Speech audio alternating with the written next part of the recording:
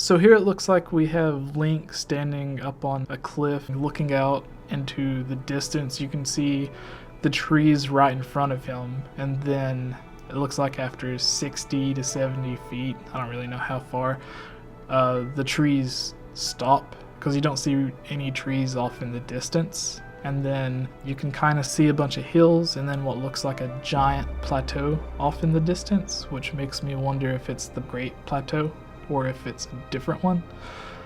And then it looks like you can see a few stars in the sky. So this image to me looks like it's taking place right at sunset, because you can see the kind of red coming off of the sky on the left side of the screen. But there's still the stars out. So maybe this is like early morning or when it's about to become dark.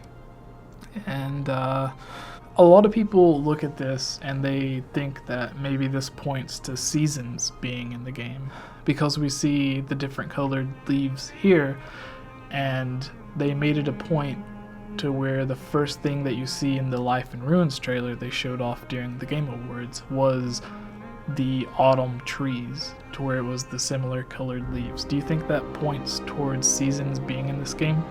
That's a really hard one to really put out there. I think it does, but I mean, I don't want to get people's hopes up for something that may not happen here. This could just simply be a different area, and the trees just grow in this way in this area.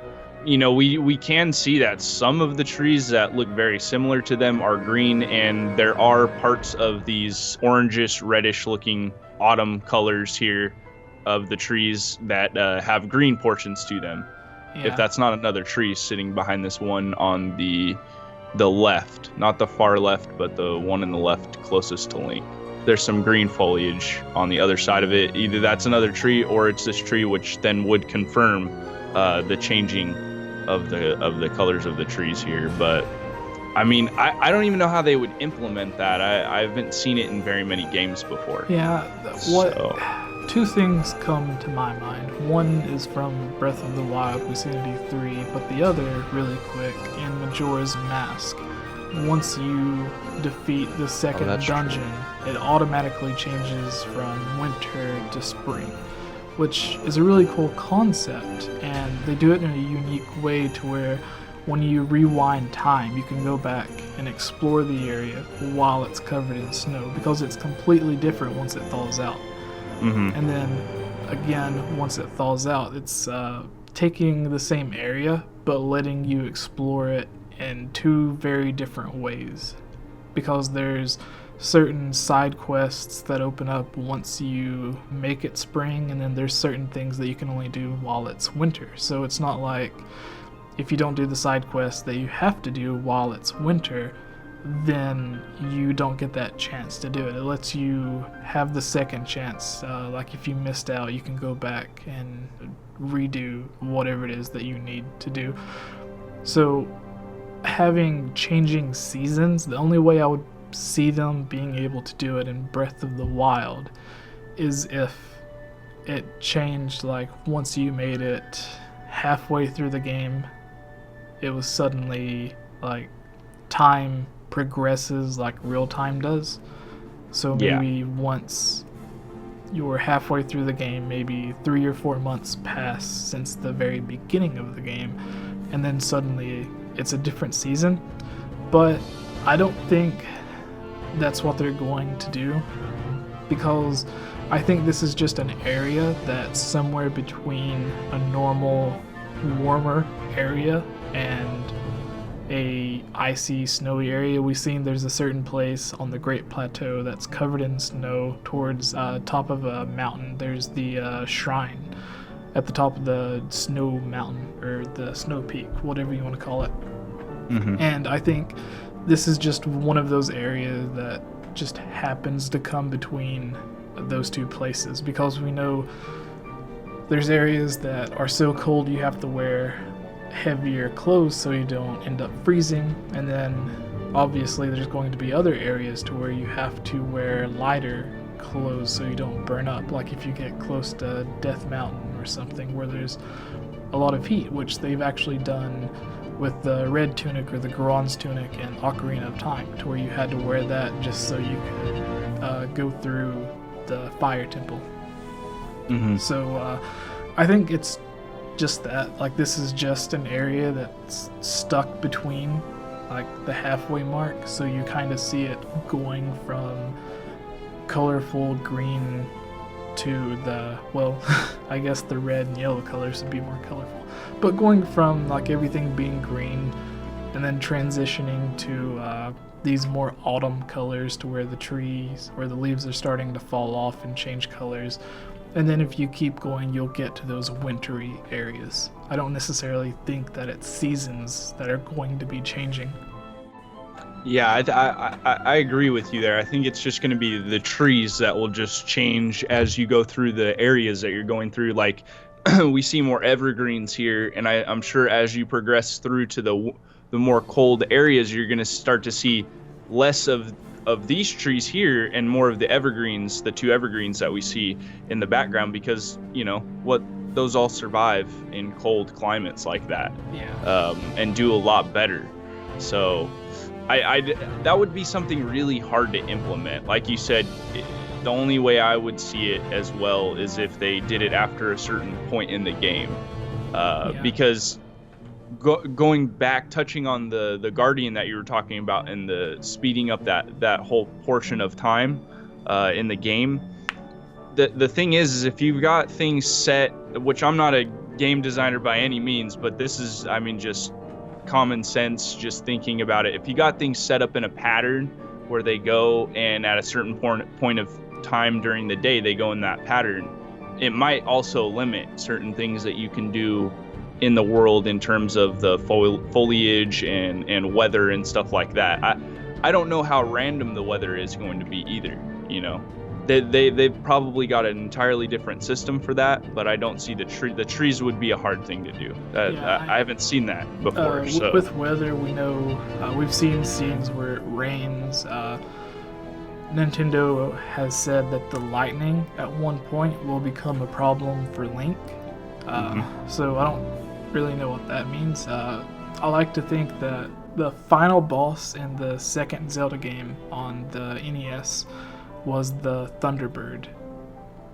So it would be really cool if at a certain area one of the bosses was the Thunderbird, since it seems like this game's pulling a bunch of different concepts from other Zelda games. So if they brought back that boss and had it just freely roaming an area, and then that's why the lightning is a problem for Link, because the bird, obviously the Thunderbird's attacking Link with the lightning.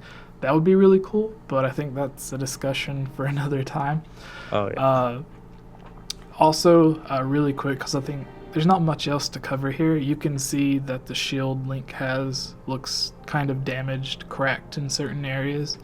So it's a good way for Nintendo to show off like how weapons can damage and stuff, because they had that in Skyward Sword, but I don't think you were able to physically see the weapon being damaged. No, they just had a meter up on the side. That was it. Yeah. It would break when it was done. But really quick, my first thought when I seen this was wow, because just looking at the image, it looked twice as good as anything that we had seen from the Wii U gameplay. So my thought was maybe this was an image taken from the Switch, or maybe it was just taken from the computer that they were using to develop the game, so that's why it was able to look so much better than the gameplay that we've seen. Like, just the clarity of Link, and then like the trees in the distance, it all just looks really good. So yeah, because we know on the Wii U's got the horrible draw distance. Yeah, but a good thing about that is a lot of what makes up for the draw distance is the amount of RAM that a console has. Because obviously if you have more RAM, then it has more memory to load everything. So the Switch is rumored to have 4 gigabytes of RAM, which, just like the Wii U, I'm going to say that 1 gigabyte will be used for the operating system and background tasks and everything. So that leaves 3 gigabytes for the actual game to run, which doesn't sound like a lot when you compare it to modern PCs, but I go over this in my video that I just finished on the Nintendo Switch predictions. The Xbox One, when it first launched, because they changed it since it first launched, but it had, it still has the 8 CPU cores, the 8 gigabytes of RAM, and then the GPU. But, 6 cores out of the 8 cores were used for the actual game, while the other 2 were used for the operating system and background tasks, and then 5 of the 8 gigabytes were only able to be used on the game because the operating system and everything held 3 of the gigabytes to run stuff in the background and to download things. And then 10% of the GPU, which they've changed this, 10% of the GPU was used solely for the Kinect. So, if you think about how games look on the Xbox One with 5 gigabytes of RAM, compare that to what's pretty much a handheld console with 3 gigabytes, which is, there's not too much of a difference there. There's potential for this game to look amazing, especially since this is a game that's already running on the Wii U, which only has 1 gigabyte of RAM to load everything. So the fact that the Switch will have potentially 3 times as much RAM means that it could load potentially 2 to 3 times the draw distance. Yeah, and not to mention that Nintendo just knows how to optimize their games for their consoles. Yeah. I mean, you look at Mario Kart 8, and that game, it looks phenomenal for the Wii U. You have to look at all of these games, and then if you think about running a game on a computer, like the average computer has 8 gigabytes of RAM for the CPU, and then maybe 2 gigabytes just for the GPU. So the fact that the Wii U has 1 gigabyte of RAM being used for the games by the CPU and the GPU, they're sharing the same memory. The fact that Nintendo can get by with what they've made, like even Donkey Kong Country for the Wii U, Mario Kart 8, these games look really great, and they're running Smash. On 1 gigabyte of memory. I'm pretty sure, doesn't Smash play at 60 frames per second on the Wii U? Yeah.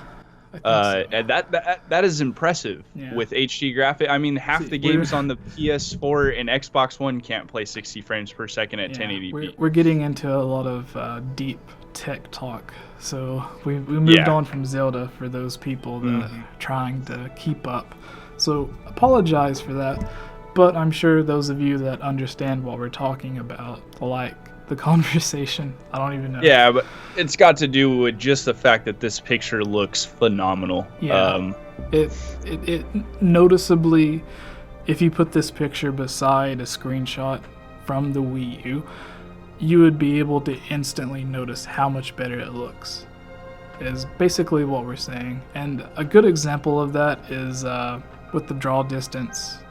We were talking about that earlier for the people that don't understand. When you're playing a game, the game only renders things out so far, and as it's getting further away from the camera or the main character, it starts to lose detail, and then things just completely start disappearing. So if you remember playing like Grand Theft Auto on the PlayStation 2, there would be buildings and signs and cars that would pop up almost immediately before you got to them. In the same way on the Wii U, if you're used to playing Hyrule Warriors, the crossover Zelda game, there was a lot of pop-in for the enemies on that game because there would be tons of enemies on the screen. And then once you took like 10 more steps, there would be like 10 more just pop up on the screen. So that's basically what we're talking about. And potentially, if the rumors are right, the Nintendo Switch will have 3 to 4 times as much RAM as the Nintendo Wii U did, which means that the draw distance that it'll be able to render and load all of the detail will be 2 to 3 times as far as the Wii U version. So a lot of complicated stuff, but basically that's what we're talking about. And I think that, unless you can think of anything else that you see in this image, brings this to an end. There's really not much else you can see in this image here. Nothing that I can think of. One thing, I'm really personally myself, I'm missing Link's green tunic. We still haven't seen it, and I'm pretty sad. I love the champion shirt or whatever, but I want the green tunic back, man. I want to thank you all for watching this video. If you liked it, give this video a like and share it with your friends. If you haven't already, please subscribe so you don't miss out on future gaming news, theories, rumors, and discussions. Also, let me know your thoughts in the comments below on how it could be improved. Your feedback is the most important part of bringing the quality of content on this channel to be the best that it can be. I would like to take this time to give a huge thank you to this month's Patreon supporters: Jonathan, The Edge Network, Magic Tech Review, John Frank, and Harris Priest. This video was made possible by supporters on Patreon. If you would also like to support this channel, head over to patreon.com/GameOverJesse, where you can support this channel as well. Rewards vary from having your topic featured on a future discussion, seeing videos early, joining as a guest on a video, shoutouts, and having a custom avatar similar to my own drawn of you to match any video game or anime art style that you would like. Mine is of myself as Link, but you could choose to have yours any way that you would like. Finally, I would like to thank my friends CS Guitar 89 and Gnomo Designs for providing the music and artwork for this video.